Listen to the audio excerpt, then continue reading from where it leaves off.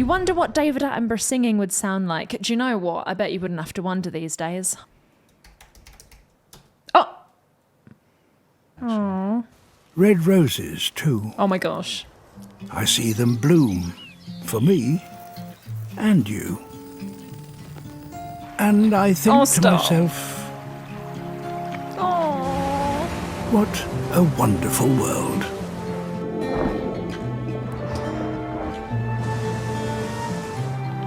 Obviously, that didn't have a fixed melody, but it was very musical. Just speaking with high amounts of expression and feeling over music. Is that not what singing really is? You know, apart from the more organized melody and rhythm. We don't have to put everything in boxes. It's not the same thing, but saying that rap isn't music. It is music. And you can sing probably if you have like the right training. Of course. It always takes me back to that movie, The King's Speech, with... I haven't seen that yet. So King George, he used to stutter a lot. The king learns how to speak because he just learns techniques to not stutter. And when he's relaxed, when he's not thinking about his stutter, he can do it well, which is a little bit like singing. Singing is extremely neurological because people throw around terms like I do all the time, such as... Now that, my fairy voice children, is a lovely larynx. As if it's all about the larynx and the actual anatomy and stuff like that. But in actual fact, it's so neurological. Like, if you had Freddie Mercury's physical voice, like the larynx and the vocal folds and the mouth, without his brain, you can't use it. The singer needs to make decisions. That's the thing. You use what you're given and then you tell it what to do. It doesn't matter how advantageous or disadvantageous your anatomy is, how big or small or whatever, you need to make confident choices about what it's doing. That's what she said.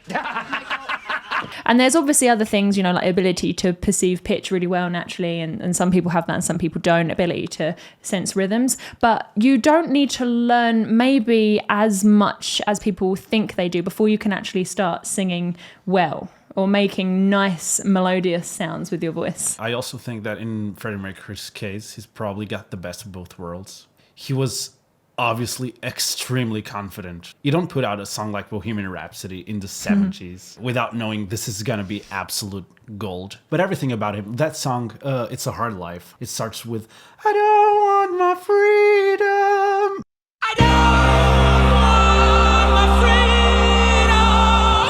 But it's not in falsetto. It's like... That was really nice though. No, but it's like, you have to listen to the original because you're like immediately in awe. Like, oh my God, this is how this song's starting. Like real, like big entrance. So when it comes to technique, like he was really, really good. But I also think when people say they can't sing is because they're listening to these amazing artists. And it's like you looking at the best soccer player in the world and saying, I can play. No, you don't have to be a genius to say you can do this. Singing is a beautiful marriage between art and science. It's one of the only things I can think about that is dependent on both to a degree, because you've got the science and the physical strength of being able to do technically really proficient, wonderful things like sustain notes, agility, big range. But then that doesn't do anything without the art behind it, without the intention and the meaning and the vision. So it's a bit of like your analogy of the footballer, but then it's also an analogy of like a painter. Could be in that as well. Like who's better, Picasso or Da Vinci? And it's all very subjective from that point on. Exactly.